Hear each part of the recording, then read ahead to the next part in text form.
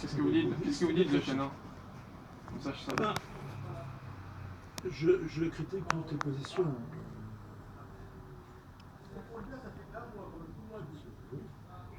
Par exemple, quelque chose de vraiment éreintant pour les chrétiens ou les autres courants. Que je puisse un peu savoir. Mais il voudrait par exemple réintroduire la réincarnation dans le christianisme, par exemple. Ah, super. Pour les chrétiens, c'est la réincarnation et la hiérarchie des valeurs. Pour les matérialistes, c'est de dire que le matérialisme est une sottise, c'est la grande escroquerie intellectuelle du XXe siècle, du XIXe.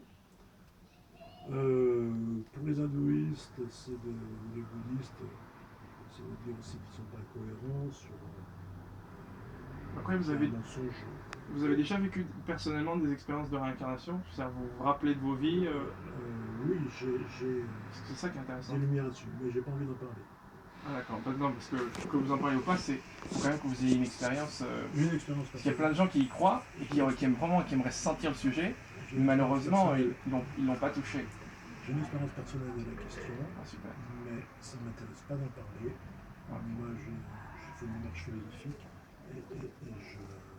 Non, mais c'est bon, vous avez de l'expérience, vous avez vécu quelque chose. Quoi. Oui, mais pour moi, c'est le travail de psychologue. Travailler sur la question n'existe pas, c'est pas mon travail. Mais après, tout ça, c'est tellement sensible, c'est tellement personnel qu'on ne peut pas empêcher. Je pense pas que c'est plus une cause de souffrance que de vouloir que les gens croient y absolument. C'est comme croire en Dieu, hein, chacun vit son truc, et puis voilà. Ma démarche, elle est philosophique. Ah, d'accord. Et il s'agit d'éviter au maximum tout ce qu'on peut appeler croire. D'accord. Je ne sais pas ce que vous appelez croire. On vit une expérience, on la vit. Ça, c'est autre chose, vivre une expérience. Il me semble que croire, c'est justement adopter une idée qui ne correspond ni à aucune expérience personnelle, ni à aucune rationalité. Oui, tout à fait. Ça va un peu croire. On croit parce que ça nous convient, parce que ça nous arrange, parce qu'on est sûr. Et c'est ce qu'au fond, l'immense majorité des gens, ils adoptent les idées qui leur conviennent. Alors, par contre, je voudrais juste savoir une chose. Maintenant que j'ai à peu près cerné, je vous remercie. Quand est-ce que vous voulez commencer la conférence? Parce que là, vous êtes en train de filmer, je voulais savoir, vous enchaînez direct comme ça? Jacques? Dans un premier temps, je me suis dit que ça valait la peine de vous avoir en train de parler. Parce que dites-le moi sinon, parce que je ne suis pas prévenu. Oui, bien sûr. Ok. Bon, mais ça, c'est un essai, enfin j'espère, c'est pas pour mettre sur Internet comme ça directement. Bon, alors vous avez un projet de conférence, c'est ça? Vous avez préparé une conférence? Disons, moi je sais que vous faites connaître les gens, puis surtout, moi je trouve ça extra. J'ai Fridou qui avait fait ça. Elle avait travaillé beaucoup avec Irène Andrieux. Vous l'avez interviewée, je crois aussi. Comment s'appelle-t-elle? Irène Andrieux. Non, mais l'autre personne? Frédéric Malbec. Oui, bien sûr, Frédéric Malbec, oui. Et donc, moi en fait, je vous ai vu sur Téléprovidence une fois. J'avais adoré parce que je me dis, on voit tous les astrologues, puis ça me permettait de connaître tout ça.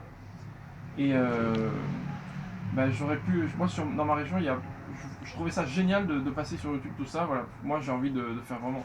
De montrer vraiment quelque chose qui est extraordinaire. Oui. C'est pour ça que j'ai envie de faire un truc d'envergure et je connais pas mieux que vous pour l'instant. Oui. Donc j'avais envie de me dire, en plus ça parle d'astrologie, je vais incliner mon sujet là-dessus cette fois. Et puis, même si je trouve que ça dépasse un peu, mais comme vous dites, c'est pas toujours évident. Après, voilà, j'ai vachement de plaisir, je suis content de vous voir parce que je vous ai vu toujours un peu partout, donc je voulais le faire. Chair en os. Voilà. D'accord, on va commencer alors. Mais de toute façon, Christian Camus va éventuellement intervenir.